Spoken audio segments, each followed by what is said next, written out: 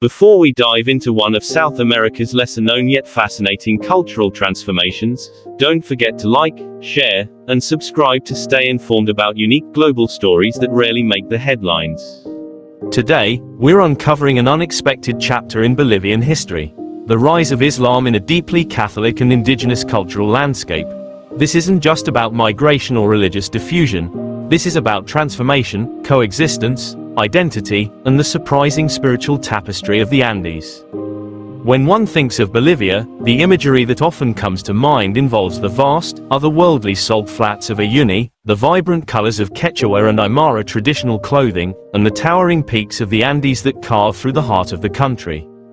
Historically, Bolivia is rooted in indigenous civilizations like the Tiwanaku and Inca, later shaped by Spanish colonialism, Roman Catholicism, and a struggle for indigenous identity and autonomy. What rarely features in the broader conversation is the story of Islam, its subtle arrival, its slow but steady growth, and the way it is shaping modern Bolivian society in unexpected ways. Islam's introduction to Bolivia does not follow the grand narratives of conquest or colonial missionary work as seen in other parts of the world. Rather, it quietly walked in through the doors of migration and globalization.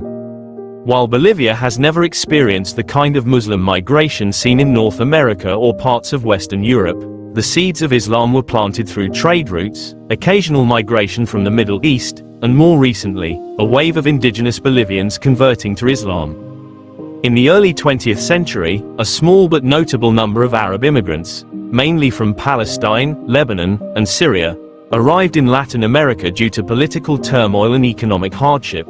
They were often Christian Arabs, but in some cases, they brought Islamic traditions with them. In Bolivia, these immigrants initially settled in urban centers like La Paz, Santa Cruz, and Cochabamba. They opened textile shops, became involved in commerce, and gradually built small communities.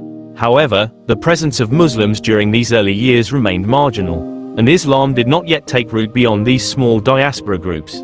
For decades, Bolivia's Muslim population remained minuscule, with little organizational infrastructure, no prominent mosques, and few public expressions of Islamic faith. Things began to shift dramatically in the late 20th and early 21st centuries. The global visibility of Islam increased due to geopolitical events, the spread of digital technology, and a growing interest in alternative spiritual and philosophical systems among Latin Americans. Bolivia, a country in flux due to waves of political and social upheaval, found itself open to new forms of identity. Among some Bolivians, particularly from indigenous and mestizo backgrounds, Islam began to resonate in profound and unexpected ways. The indigenous revival movement, which gained momentum in the 1990s and reached its peak with the election of Evo Morales, the country's first indigenous president in 2006, created fertile ground for alternative religious identities. Many Aymara and Quechua people, while nominally Catholic, felt disillusioned by the colonial legacy embedded in traditional Christian structures. Catholicism in Bolivia had often been an instrument of colonial power, used to suppress indigenous spiritual systems and enforce European values. For those seeking a faith system that emphasized submission to a single God without the historical baggage of colonization, Islam provided an appealing alternative. The key to Islam's rise in Bolivia was not only migration but conversion. This is where the story becomes uniquely Bolivian. In El Alto, a city perched above La Paz and populated largely by working-class Aymara people, small Islamic centers began to emerge. These were not merely extensions of Arab Muslim communities, but grassroots hubs led by Bolivian converts. By the early 2000s, small mosques like the Yebel and Nur Mosque in La Paz and the Masala as-Salam in Santa Cruz began serving as spiritual homes for Bolivian Muslims. These were modest in structure but grand in significance. They were signs of Islam taking root in Bolivian soil. The converts were often drawn to Islam's emphasis on discipline, morality, and unity. In neighborhoods struggling with poverty, alcoholism, and crime, the teachings of Islam offered structure and purpose. Many Bolivians who embraced Islam described it as a return to an ethical framework that aligned with traditional Andean values: respect for community, balance with nature, and submission to a higher cosmic order. The practice of praying 5 times a day, abstaining from alcohol, and adhering to dietary restrictions was not seen as foreign impositions, but rather as spiritual disciplines that provided clarity and strength. Interestingly, some Bolivian Muslims began to identify parallels between Islamic beliefs and pre-Columbian Andean spirituality. Both emphasize harmony with the natural world, the sacredness of water and the cosmos, and a sense of community responsibility. Although Islam is strictly monotheistic and distinct from Andean cosmology, many converts saw spiritual resonance rather than contradiction. This synthesis did not mean blending the two religions, but it fostered a unique cultural interpretation of Islam that was at once traditional and deeply Bolivian. The Bolivian state's stance on religious pluralism also played a role in allowing Islam to flourish quietly. The 2009 Bolivian constitution officially recognized the country as a secular state that guarantees religious freedom. This allowed Muslim communities to organize, build mosques, and educate their children within the framework of Islamic values. Though Muslims remain a small minority, estimated between 2,000 to 4,000, they have established cultural centers, schools, and interfaith dialogue initiatives.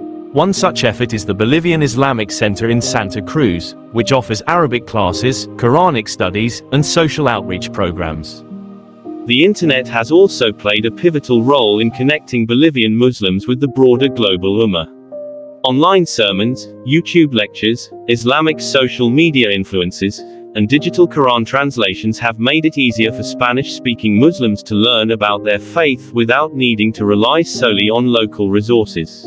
This has led to a surge in younger converts who are digitally savvy and seek a cosmopolitan identity rooted in Islamic values. Of course, the rise of Islam in Bolivia has not been without challenges. Misconceptions about Islam, fueled by global events and media portrayals, have sometimes created tension. Muslims in Bolivia occasionally face suspicion or discrimination, especially in the aftermath of terrorist incidents abroad. However, because of the small size and peaceful nature of the Muslim community in Bolivia, such prejudices have rarely escalated into serious conflict. On the contrary, many interfaith initiatives have emerged to foster understanding and cooperation. Bolivian Muslims have participated in community service projects, environmental campaigns, and dialogues with Catholic and Protestant leaders to build mutual respect. Women have played a vital and often underappreciated role in this story. Bolivian Muslim women, particularly converts, have become central figures in teaching, organizing, and building bridges with broader society. Wearing the hijab in Bolivia can be both an act of faith and a statement of identity. For many indigenous and mestizo women, it signifies empowerment, modesty, and a reclaiming of dignity in a society that often marginalizes women based on race and class. These women are not merely passive recipients of doctrine. They are shaping a distinctly Bolivian interpretation of Muslim womanhood that blends strength, resilience, and spiritual depths. The story of Islam in Bolivia also touches on geopolitics in surprising ways.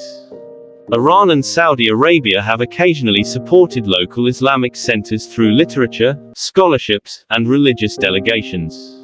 However, the Bolivian government has generally maintained a cautious distance from foreign entanglements, focusing instead on maintaining domestic harmony and sovereignty. What has emerged is a form of Islam that is independent, localized, and shaped primarily by Bolivians themselves rather than foreign powers. Islam's future in Bolivia remains an open question. Will it continue to grow and integrate deeper into national life? Will it remain a small, cohesive community or diversify into multiple schools of thought and practice? Will the children of today's converts continue the faith or drift towards secularism, as seen in other parts of the world? These questions cannot be answered definitively, but the signs are telling. Islamic education is expanding. The first generation of Bolivian imams and scholars is emerging. Interfaith understanding is improving, and Islam is becoming a recognized part of Bolivia's religious landscape. What is perhaps most fascinating about this story is its invisibility. The rise of Islam in Bolivia is not broadcast in global headlines or featured in academic textbooks. Yet, it is a powerful testament to the ways in which faith travels, adapts, and finds new life in unexpected places. It challenges assumptions about cultural homogeneity and reminds us that Latin America is far more diverse, spiritually, culturally, and historically, than we often realize.